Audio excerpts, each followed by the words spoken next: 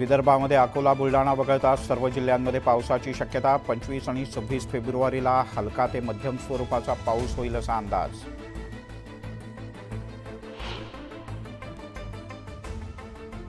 एकतीस मार्चपर्यंत कांदा निर्यात बंदी कायम। केंद्र सरकारच्या निर्णयात कोणताही बदल होणार नाही, केंद्रीय वाणिज्य मंत्रालयाची माहिती।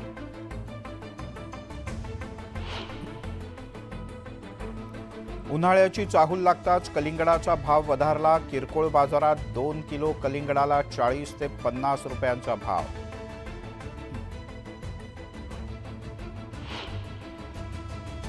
हिंगोलीमध्ये हरभरा काढणीला सुरुवात। हरभरा पिकाला अवकाळी पाऊस आणि ढगाळ वातावरणाचा फटका। हरभऱ्याच्या उत्पन्नात घट होण्याची शक्यता।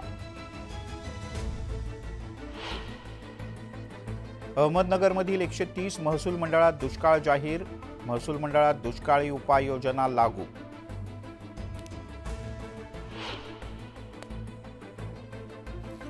सोलापुरात गेल्या काही दिवसात दूषित आणि गढूळ पाणी पुरवठा। नागरिकांचं आरोग्य धोक्यात। ग्रामस्थांनी घेतली पालिका आयुक्तांची भेट।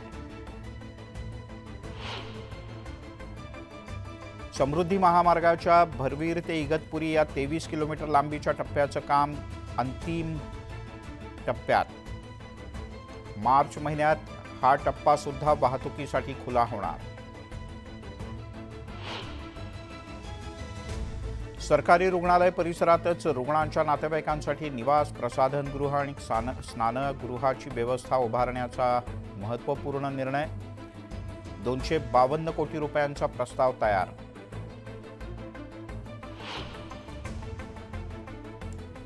छत्रपती शिवाजी टर्मिनस ते मस्जिद बंदर स्थानकाच्या दरम्यान जुन्या कर्नाक पुलाच्या कामाला वेग।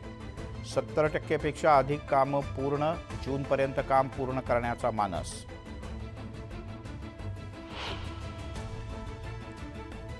देवनार डम्पिंगमध्ये आता वनस्पतीजन्य सुगंधी फवारणी। कंत्राटासाठी पालिकेकडून 2 कोटी खर्च। परिसरातल्या नागरिकांना मिळणार दिलासा।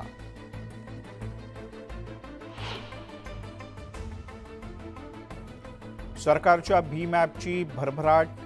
डाउनलोड करण्याचे प्रमाण दुपटीपेक्षा अधिक। पेटीएमकडे युजर्सची पाठ।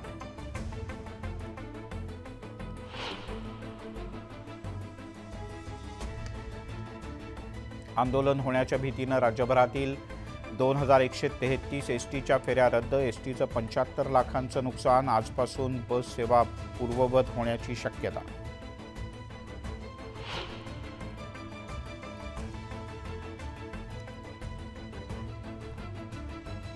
पनवेल महापालिका करणार 12 कोटींची वाहन खरेदी।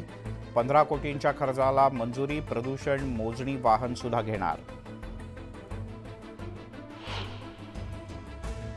नवी मुंबई महापालिकेच्या स्मशानभूमीमध्ये मृतदेह दहनासाठी लाकडांच्या ऐवजी जैविक विटा वापरण्याचा पालिकेचा विचार। प्रस्ताव तयार। लवकरच निर्णय।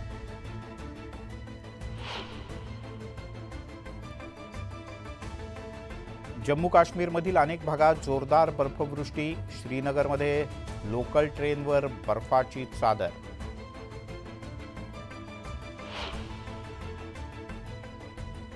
ऑपरेशन व्हॅलेंटाईन चित्रपटाचा ट्रेलर लॉन्च। भारतीय हवाई दलानं केलेल्या एअर स्ट्राईकचा थरार रुपेरी पडद्यावर।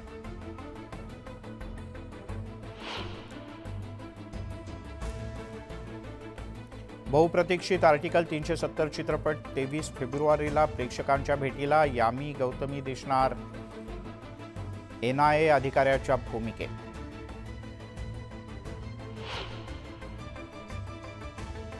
मनोज जरांगे यांच्या आयुष्यावरील संघर्ष योद्धाचं शूटिंग पूर्ण। लवकरच सिनेमा प्रदर्शित होणार।